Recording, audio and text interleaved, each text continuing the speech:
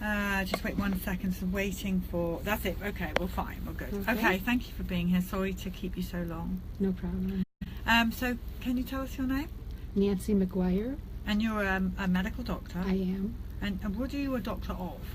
I'm board certified in internal medicine with a subspecialty board certification in infectious diseases. Wow. And how long ago did you train to be a doctor?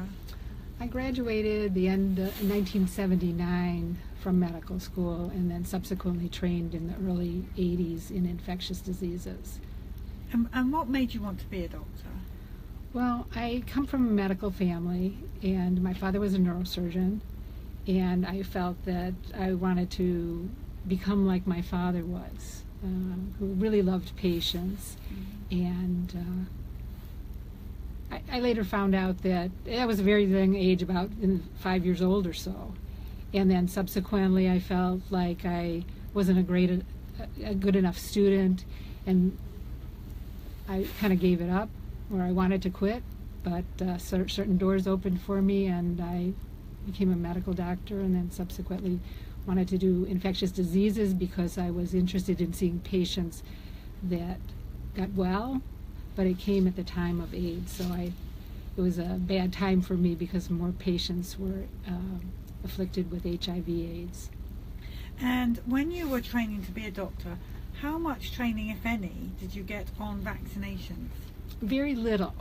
I would say that maybe a lecture or so in microbiology, but it was kind of interesting at the time that I graduated or was in medical school, that the swine flu epidemic came, or the swine flu concern came in the 1976, and a soldier at Fort Dix died from swine flu, and they were very concerned about an epidemic in the United States, and all of us medical students were vaccinated for the swine flu at that time. Subsequently,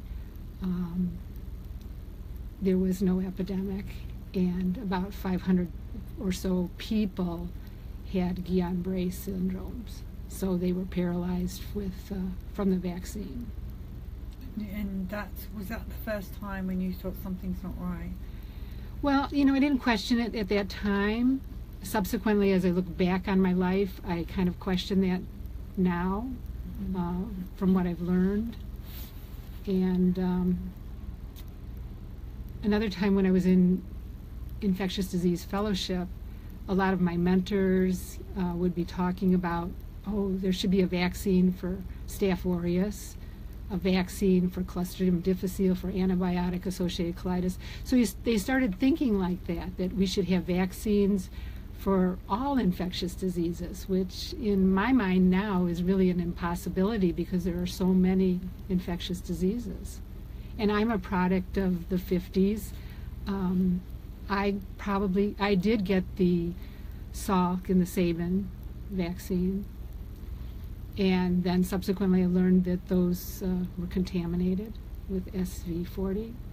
So I felt like I was not really being told the whole truth. Can't find that in the Mandel's textbook of infectious diseases that occurred, or that the Cutter incident with the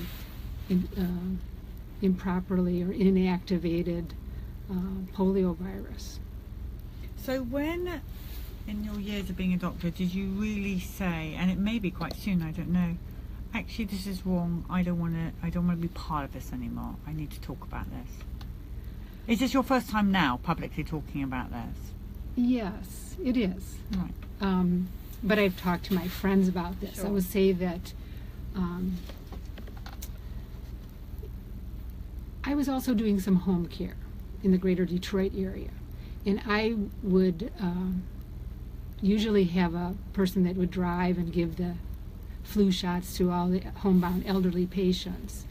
And then subsequently our practice joined up with one of the hospitals in the greater Detroit area, and they fired our medical assistants. So then I was driving and giving the vaccinations. And it happened about 2009, 2010, when we had, the concerns for swine flu. And people, my friends were asking me, do you think this is safe, Nancy, to give two vaccines, swine flu and the seasonal flu vaccine? And I said, well, I think so. And even like a lady that was like waiting on us for out in a restaurant, she asked, my daughter's pregnant. Do you think it's okay that she get two vaccines? And I think so. And why were you saying I think so? Because that's what you've been taught, or you just thought it must be because I'm a doctor and doctors? I wasn't sure. That was the first time I had seen something like that happen, where there were two vaccinations given at the same time. I should also say that I, at that point, started to pray for wisdom and for godly wisdom. And I started to see things as I, in the practice of medicine, in our office, they had a picture of a baby. And I don't do pediatrics or family practice, so I'm really not interested, or was not interested in the problems of pediatrics. But I saw this picture of a baby, and it said, had the baby with, needles in it. And it said, where to give 5 injections in one day. And then you flipped it over, where to give 7. And I thought, that's crazy. What? Where a nurse you'd give the vaccines in one day for a baby. So then I started to think, what's going on here? And I started investigating the whole thing about the simian virus 40, which I was never told about, where Bernice Eddy and Sarah Stewart at the NIH made this discovery in one of the vaccines that there was a contaminant because of the types of cells that they use, the kidney, the rhesus kidney cells. And they got this agent, this virus, they called it the polyoma virus, and injected into baby hamsters, and it produced tumors in the hamsters. Subsequently, I think Maurice Hilleman at Merck also discovered that was the same virus in the Merck vaccine. But that was never delineated in any textbook of infectious diseases that I knew of. I subsequently looked in my own textbooks. I was never taught that. I was never taught about the incident that Dr. Bernice Eddy at the NIH also was given the task of testing all the vaccines in the polio, 5 companies. And one of the companies, Cutter, the virus was not inactivated. And so basically what happened was that was a vaccine that was not killed. And she started seeing polio-like symptoms in her monkeys, and they started becoming paralyzed.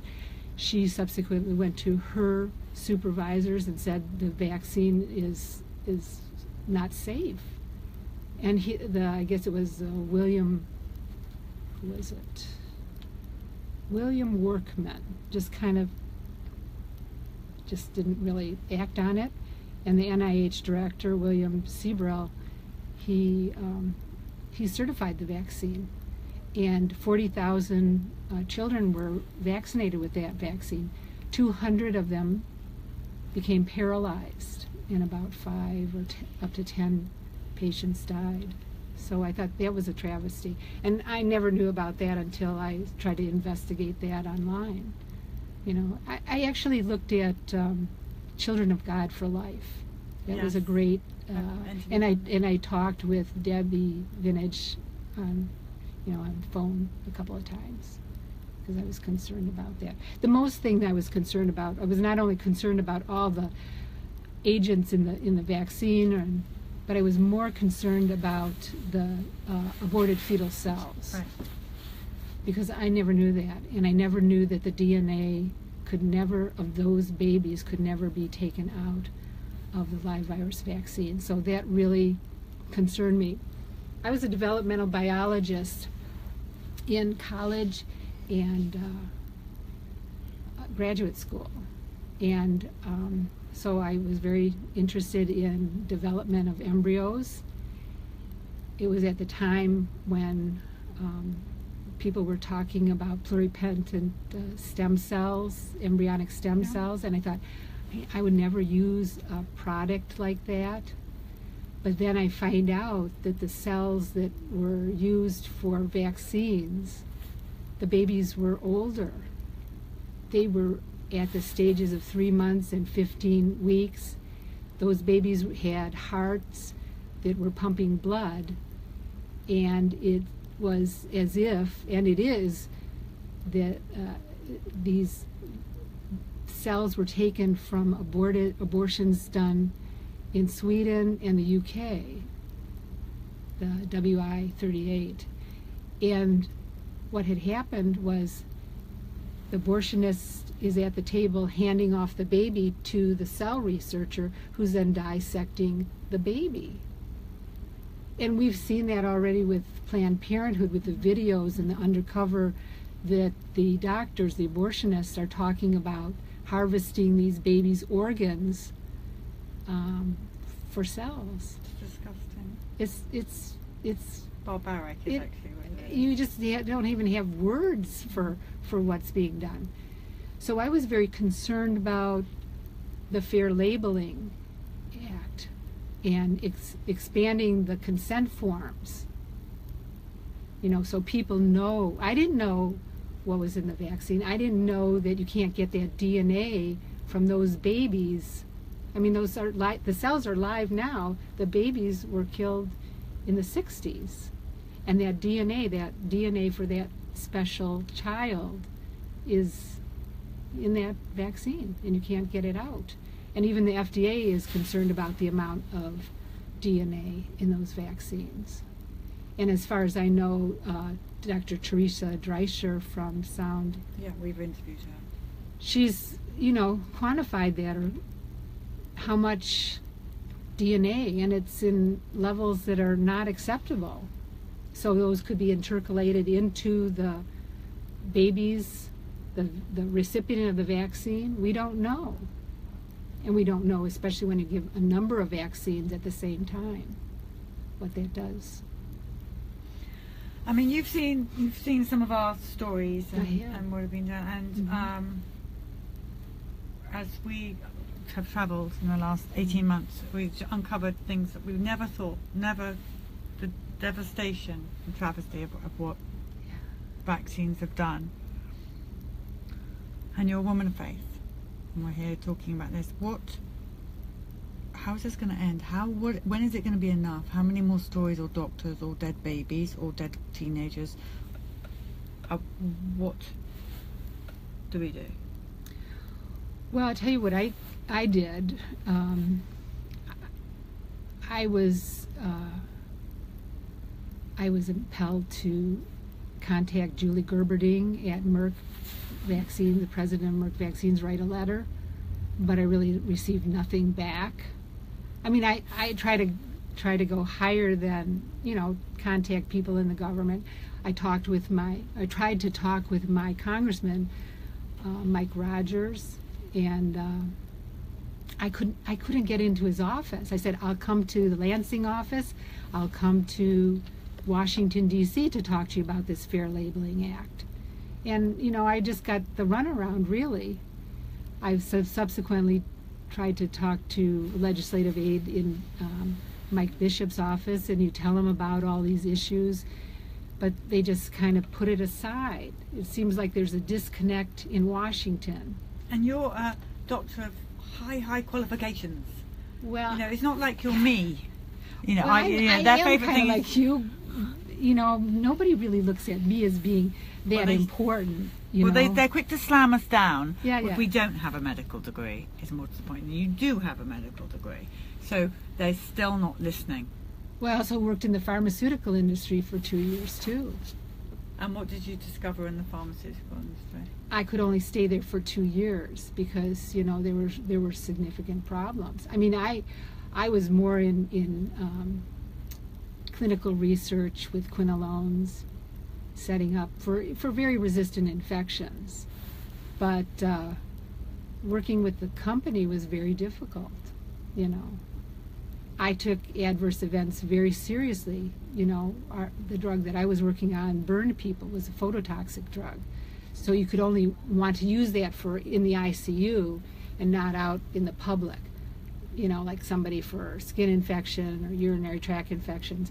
But the marketing people would be, oh, we got to use this for urinary tract infection. I said, are you crazy? The drug bombed anyway, so that was, but it was a learning experience for me of the pharmaceutical industry. I mean, all we are hearing is not just, okay, take the vaccine injury to one side. I was hearing vaccine injury. So it's stories like, my baby stopped breathing, called an ambulance, they're trying to resuscitate my baby. We get into hospital, I tell them it's the vaccines, they say it's not. They then do a load of invasive tests and pump the baby full of drugs, the baby dies. That's one example of many, you know, of non-stop medical negligence. And they tell Andrew Wakefield, for example, that he's, performing unnecessary tests, or Dr. Krigsman, a gastroenterologist, unnecessary tests by doing an endoscopy on a child that can't speak, when they are performing non-stop. All we are hearing is the worst form of child abuse I think the world has ever heard on our children and our teenagers and our adults and the elderly. Yes. Yeah. And it has to stop. Well, I think it comes to educating people, because I don't know where we are with medicine in general. It used to be that the FDA was very concerned about patients prior to the 1990s. But after that, they became more concerned with the pharmaceutical industry. And perhaps our government is the same way. I don't know. I know people lobby Congress. So why aren't they representing the patients? Why aren't they representing people? For me, I was also an educator in teaching young residents and teaching medical students. And I said, the day that you become a doctor, that you know it all, that's the day you become a dangerous doctor. But I also said, you need to sit down and listen to the patients, because most of the histories that are taken is by listening to the patient, listening to or in pediatrics, the parents, to find out what is happening. That there is a causal relationship that's very temporal around the time of a vaccine. And we know with vaccines and biologicals, sometimes you have to watch over a long period of time. It's not just 6 weeks, it may be many months before you see a reaction. And especially, we see a lot of patients with polypharmacy, a lot of drugs. There are probably so many interactions. So the same thing happens with vaccine. If you're giving a lot of vaccines at the same time, people are going to have a lot of different reactions. You're souping up the immune system. What do you think about the clear night and day of the health of the unvaccinated, which again, literally, that was not planned when we started interviewing these parents? They came to us and they were an irritation to start with, because they were in my way, because I was trying to find out how many people had been injured by the MMR. That was my mission. And then we turned into every vaccine, and then in the end there were so many unvaccinated people turning up at the bus that we decided to start finding out what they had to say, and it's heartbreaking. Sure it is. The deception on our children and the people behind you that died. I know. I understand that is a very tragic thing. And I'm coming from a generation, I'm born in the 50s, and I didn't have many vaccines. I had a lot of childhood diseases, and my concern is the same type of thing, that you're going to immunize people, but is the immunity going to wane after a period of time? I'm concerned about the people that get the vaccine, chickenpox vaccine, and is that vaccine going to wane and they're going to get chickenpox as an adult, which I have had patients and they have been very sick patients. So, yeah, I think less vaccines are probably the best. I am a person that has not had very many vaccines in my life, and I don't take any medication. I'm nearly 65. So I mean, we used to go to parties to catch measles. It was cool to get measles. I mean, that's what it was like. I Right. went to a party. Well, I think that young children can sustain childhood infections a lot better than later on in life. Right. But now we've messed it all up because we don't have the natural immunity. Well, and people will get chickenpox later, and people are getting measles from the vaccine and chickenpox, and it's a mess. It's a mess. well, I understand that, and I have even gone higher. I've talked to Dr. Francis Collins at the NIH, who's a Christian, to talk about these issues with autism and so forth. And he kind of said, well, I think autism was debunked, the vaccine issue. But I subsequently talked to him about the aborted fetal cells as well.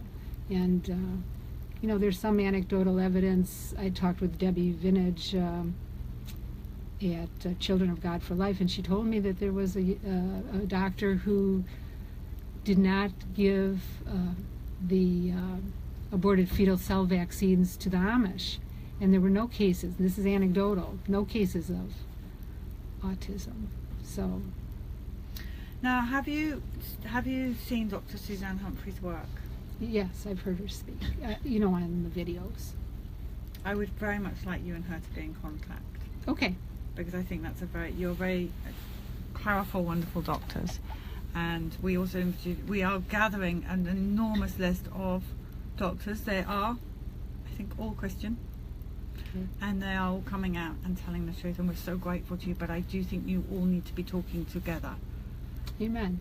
because I think that's how, and I know there's physicians for informed consent. I don't know if you're part of them, but they're so if that would be a wonderful friendship, I think, Okay. going forward, if Absolutely. you're happy with that, and I know Dr. Suzanne will be thrilled.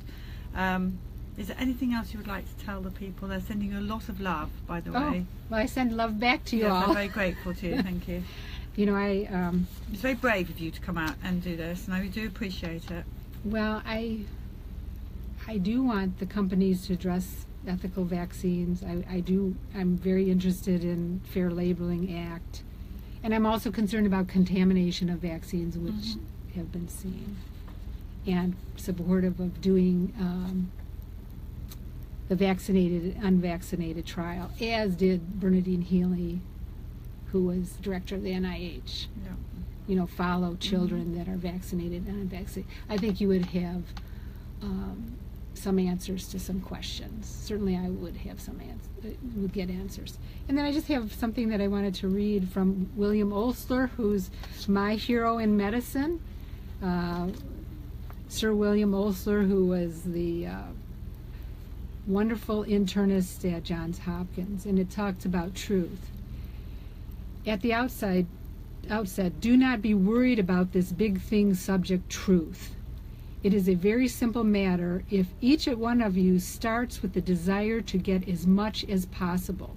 No human being is constituted to know the truth, the whole truth, and nothing but the truth.